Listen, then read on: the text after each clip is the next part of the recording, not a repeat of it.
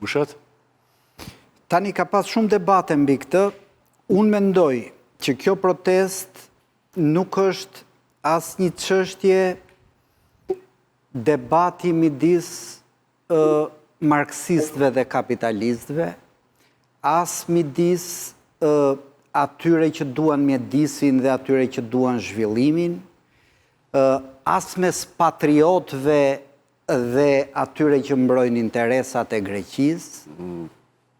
Në thelb kjo që po ndodh sot në Shqipëri është ndeshja e madhe midis hajdutëve dhe të vjedhurve. Pra këto janë dy grupimet që ndeshen sot. Një kast që vjedh dhe një popull që ndihet i vjedhur. Çdo tentativë për ta anashkaluar në konspiracionizëm, në patriotizëm, në prokapitalizëm, është mashtrimi për të mbrojtur hajdutët. Pra, këtë dëgjoni që mbron këto tema, është avokati i hajdutëve. Pse e them unë këtë dhe pse kam arritur unë në konkluzionin që radha e madhe atyre që dëgjoni, që shqetësohen për investitorët e mëdhej, për kundër Greqisë, kundër ambientalistëve, janë thjesht avokatë hajdutëve. Në ç'kuptim? Sepse ne duhet zbresim në gjenezë të çështjes. Se ne na thuhet, investimet mëdha, po vjen dhëndri Trumpit, 4 miliardë euro, nuk ka Shqipëria investime të tilla. Po ç'a investime të tilla të ketë? Një investim që po të na duhej ne një investim në Gërdec, sot Në Zvërnec. Në Zvërnec, Vlora ka një plan urbanistik. I bërë me specialist, me urbanist, me ambientalist, me ekonomist, i cili nuk e parashikon Zvërnecin si një zonë ku duhet ndërtohet turizmi elitar. Më falë, po planet urbanistike janë për vijën e verdhë. Ja, ta mbaroj Bushati se kemi këtë pyetjen, pastaj do me njërë në planet urbanistike janë për vijat e verdha të vendbanimeve. Si janë për rezorte turistike asnjëherë. Vetëm thjesht të mbaroj dhe. Jo, nuk ka aty, nuk parashikohet zonë zhvillim. Po nuk ka, se çfarë ndodh tjetër? Planet urbanistike nuk parashikojnë këto vetëm vijën e verdhë të vendbanimeve. Çfarë ndodh tjetër? Thonë që do vi Trumpi, do vi Kushneri. Dhe shumë mirë le të vi dhe Kushneri. Por jo të ndrojmë ligjet për Kushneri. Jo të japim leje zhvillimore për Kushnerin pa pasur një projekt. Pra janë bërë një sër shkeljesh që çfarë na tregon? Kjo na tregon që këtu primar nuk ka qenë zhvillimi. Këtu primar ka qenë ajo që ne flasim për vitesh. I duhet Edi Ramës t'i bëj gojore dikujt për të shpëtuar lëkurën e vetë si hajdut dhe falë llokma Shqipërie duke shkelur ligj, duke shkelur norma për të arritur një qëllim të vetin. Dhe këtu jemi, a është ky interesi shqiptarëve, a është kjo çështje zhvillimi, a është kjo çështje që po shqetëson Kroacinë, Greqinë dhe Malin e Zi, apo kjo është një çështje që duhet na shqetësoj ne shqiptar, që jemi kthyer në republikën e një njeriu të vetëm, i cili shpërndan llokma për të na sunduar dhe për të na vjedhur ne më shumë.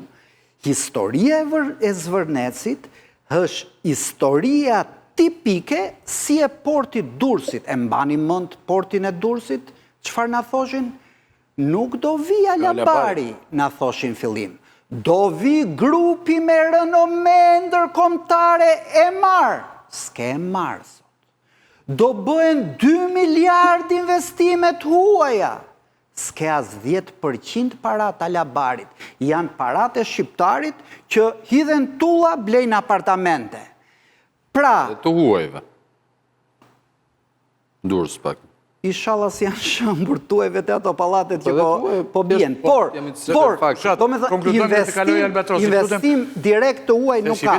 Pra, prandaj them, ta zhveshim fabulën nga të gjitha këto që janë ngritur për rreth dhe thjesht ta shohim si një konflikt që ata njerëzit sot që janë rrugë e kanë kuptuar.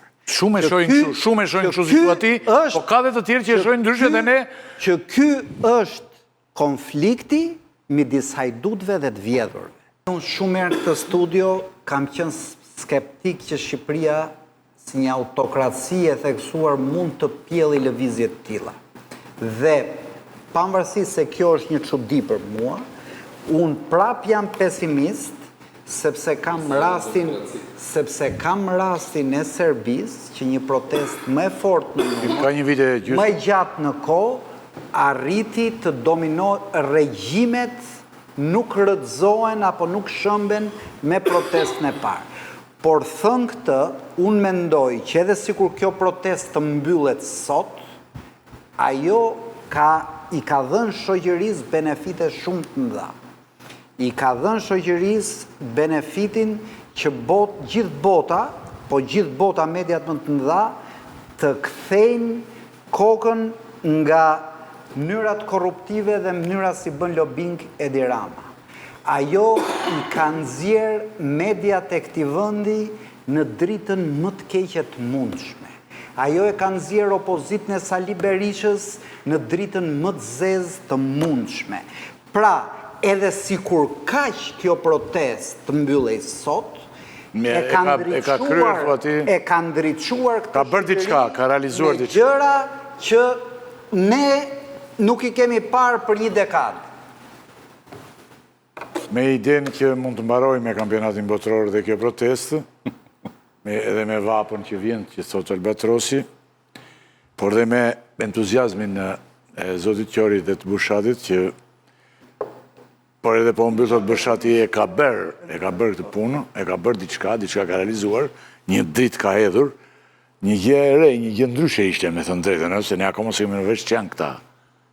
Kush është organizatori, se dhe tani ne jemi çuditur deri si s'është Berisha aty, si s'është doktori, si s'është tjetri, që ka 35 vjet i dalin këta dhe bëjnë protesta. Kjo është një gjë tjetër. Të shohim. Njerëzit e vjedhur janë. Njerëzit që në këtë vend ndihen të vjedhur, ata janë aty. Të nderuar të shikues, është një proces të shohim çfarë do ndodh. Po mund të jetë dhe kjo kampionati botror, Bushat. Mund të jetë të ndodhë dhe kjo kampionati botror. Faleminderit shumë, javën e ardhshme ne përsëri jemi. Natën e mirë.